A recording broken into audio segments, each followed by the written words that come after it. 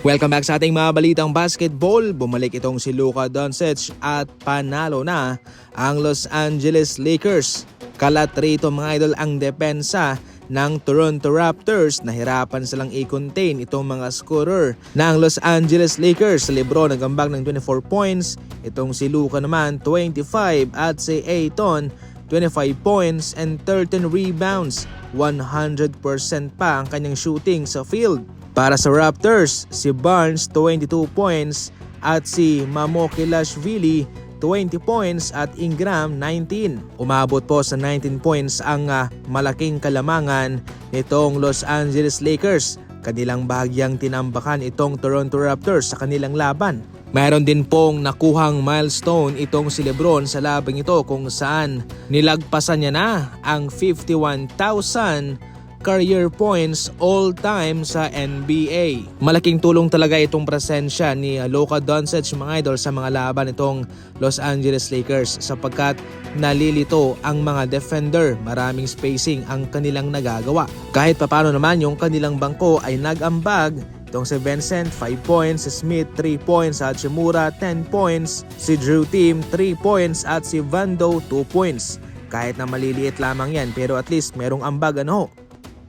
Sa kabila ng mga samot-saring mga rumors sa ngayon patungkol kay Ja Morant na nais niya nang umalis sa Memphis Grizzlies. Aba sa isang interview kanyang flex ang isang logo ng Grizzlies sa kanyang likod mga idol.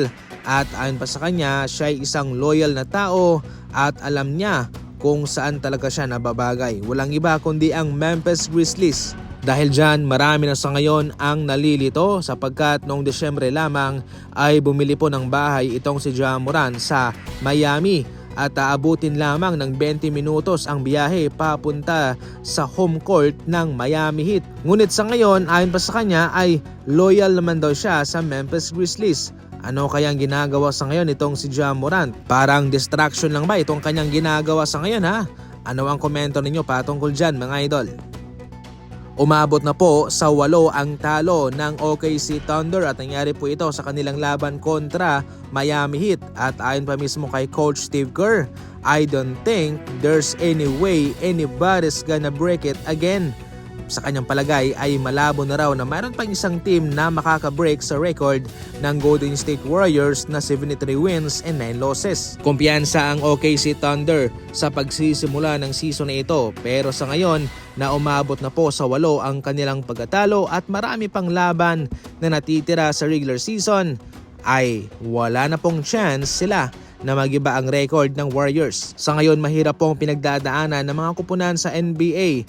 Mga injury, yung iba naman ay merong maraming issue sa kanilang mga kupunan. Sa totoo lang, bihira na lamang sa ngayon para sa isang kupunan na makaganto pa ng gantong record sa Golden State. Definitely mga idol ay mukhang matatagalan pa ito. Sa ngayon ang record nito ay hawak pa po ng Golden State Warriors.